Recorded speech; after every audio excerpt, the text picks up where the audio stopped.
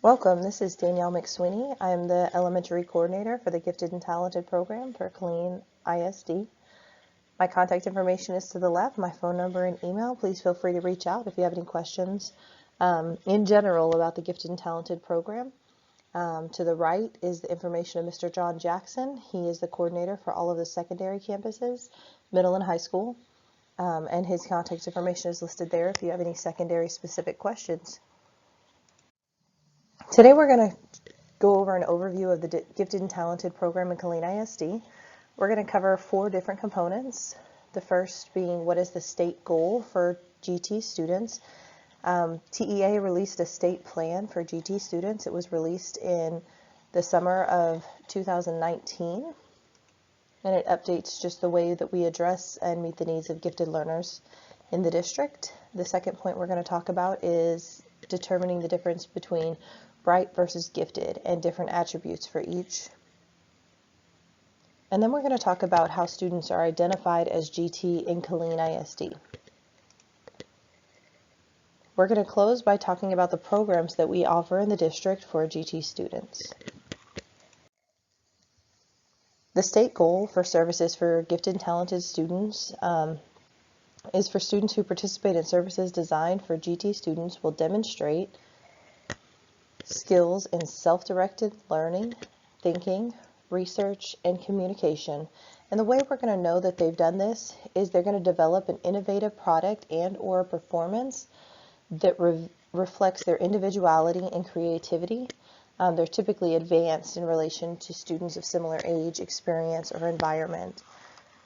The way we show this in Killeen ISD is we have a TPSP project, which we'll be talking about later.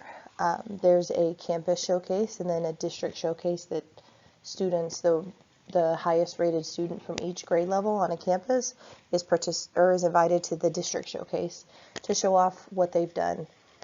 It's a research project over a topic that's decided on by the student and the student's teacher or whomever is guiding the project for that student.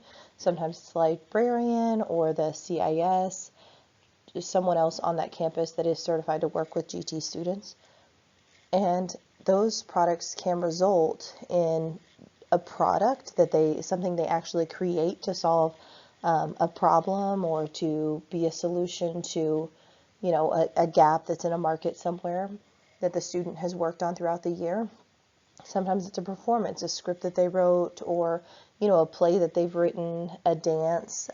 There's different ways that they can show off their hard work throughout the year.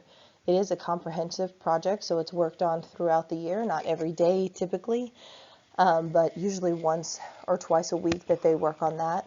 We also provide differentiation in the classroom to meet the needs of those gifted students, to make sure that we're challenging them and pushing them to be the best that they can be. A question that we get asked a lot is, how do we tell the difference between bright versus gifted?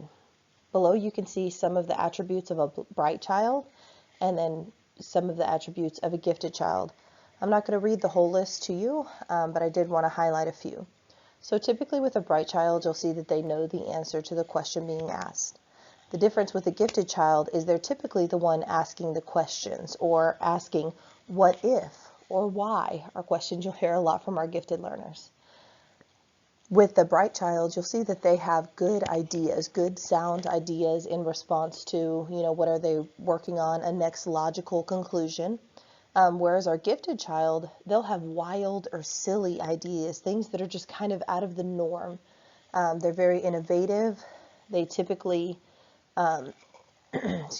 differ from the mainstream with their details, the elaborations that they show. With the bright child, looking towards the bottom, one of the most telling signs, I think, is you'll see the bright child is typically the technician. They can achieve the desired end result by following the handbook or by taking logical steps to complete the process or to solve whichever problem has been laid out in front of them. But when you look at the gifted child, they're typically your inventor. So when you present them with a problem, even if sometimes you have a set of directions, they'll come up with their own directions or a new way to look at the problem or solve the problem with an innovative solution that hasn't been done before. In Kalina ISD, we use a 3-step process to identify gifted students. It always starts with a recommendation. So the recommendation can be provided by anybody that has an educational interest in the child. It could be a parent or guardian, teacher, counselor, campus administrator, GT coordinator, anyone that has noticed these attributes or characteristics in this child. From there, we always get parent consent. So your child will never go through an assessment process for GT without the parent or guardian, signing and saying, okay, I agree to this assessment. Another note is just that for Kalina ISD, we only provide GT services in academic areas. So that would be math, English language arts, social studies, and science. That can be different for some of our students who transfer in from other states or countries. Even other districts in Texas can recognize other areas of giftedness, such as leadership or creativity. But in Kalina ISD, we stay with the 4 academic areas. A good indicator for our elementary students who engage in the MAP assessment are typically if your student is consistently scoring in the 92nd percentile or higher. That could be a flag that GT testing might be beneficial for that child to meet their needs and to push them further into academic growth. On the right, you'll see the components that make up our assessment identification process. We have an achievement test, which is a content-based test, so things that the student should have learned in school or will be learning in school, just their content knowledge. And then we have an abilities test that is similar to an IQ test. It tests spatial reasoning, critical thinking skills, problem solving, abstract thinking, and then we also have an interview. These are done in no particular order, just once there is a recommendation for testing, this assessment process is completed. The interview is typically done by either the GT coordinator or an individual on the campus that the child is familiar with so that we can try to reduce that anxiety. Programs we offer in Kalina ISD to meet the needs of our GT learners, they vary significantly by campus. So if you have specific questions about the programs that your student engages in, I highly encourage you to reach out to that campus GT coordinator or campus administration. They can point you in the right direction so you can ask specific questions. But just some of the options that we have throughout the district include that TPSP project I mentioned earlier, which stands for Texas Performance Standards Project. It's a self-guided research project by the student where they dive into a problem. There's some criteria that they have to meet. There's a rubric attached just to guide their work and guide their thoughts as they collect this research. And some of them are problem solving, some of them are just passion projects that are just diving into something that they're interested, that they want to know more about. And all of our students do that each year.